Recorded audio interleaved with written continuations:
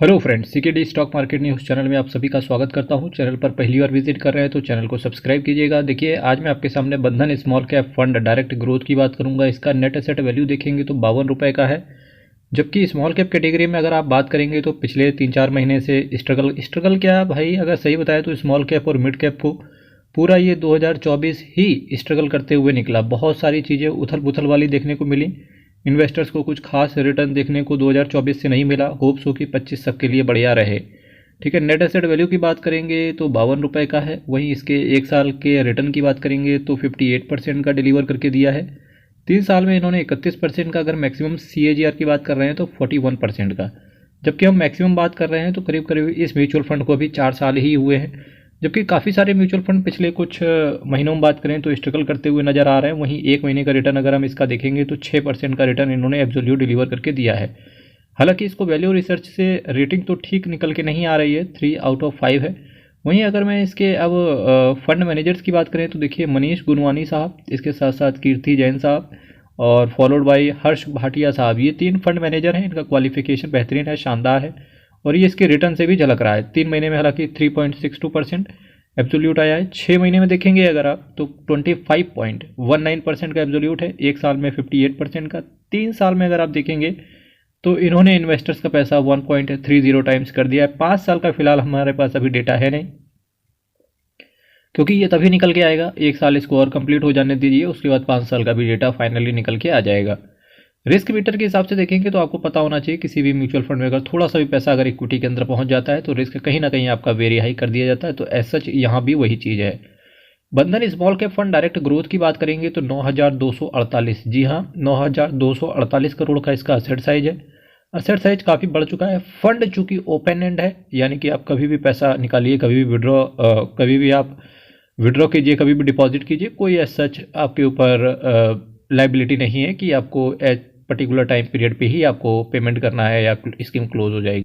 यहीं पर लगे हाथ बता देते हैं ओपन एंड और क्लोज एंड में फ़र्क क्या होता है। क्लोज एंड का मतलब मेरे मित्र यही होता है कि जैसे आपने सुना होगा कि SBI का चिल्ड्रन फंड है, वो एक्चुअली खुलता है कुछ समय पीरियड के लिए, उसके बाद वो क्लोज हो जाता है, वापस से एक्सेप्ट नहीं करता है SIP। ऐसे ही आपने देखा होगा एक SBI का रिटायरमेंट फंड है, वो भी एक क्लोज एंड फंड है।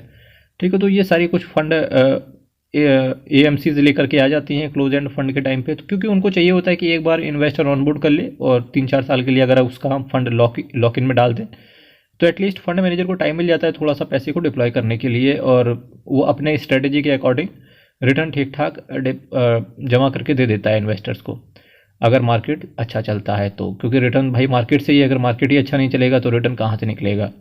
0.41% का एक्सपेंस रेशियो है, एक सधा हुआ एक्सपेंस रेशियो आप इसे बोल सकते हो। 9.27% का ये कैश होल्ड करके चल रहे हैं। देखिए, काफ़ी सारे जो AMCs हैं वो बेंचमार्क, कोई निफ्टी फॉलो करता है, कोई BSE को फॉलो करता है, यानी कि कोई NSE को फॉलो करता है, कोई BSE को फॉलो करता है। तो ये BSE को फॉलो कर रहे हैं, उसमें भी 250 स्मॉल कैप TRI को। अलग से 1% का एग्जिट लोड यहाँ पर निकलेगा आपका।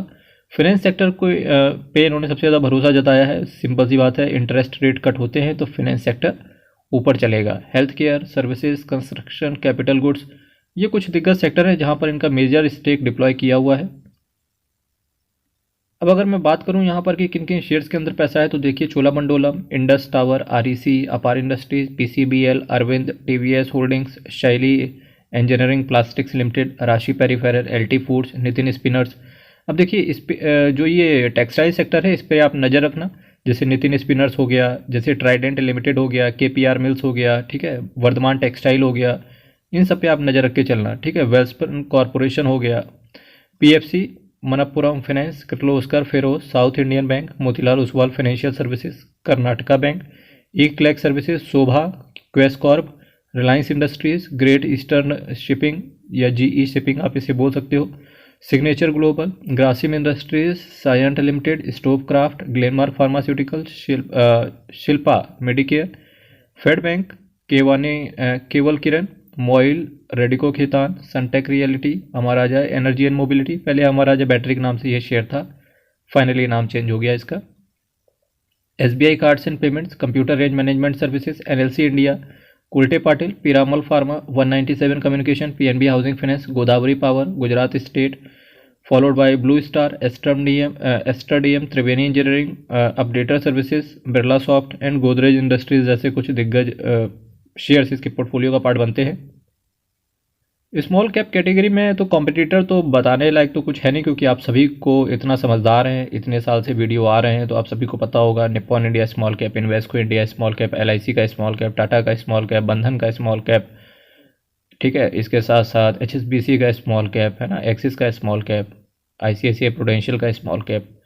बंधन AMC की बात करेंगे तो ये भी एक दिग्गज AMC बोल सकते हो आप इसे, क्योंकि इसका भी जो असेट अंडर मैनेजमेंट है 1 लाख करोड़ के ऊपर है। 187 स्कीम को ये मैनेज करके चल रहे हैं।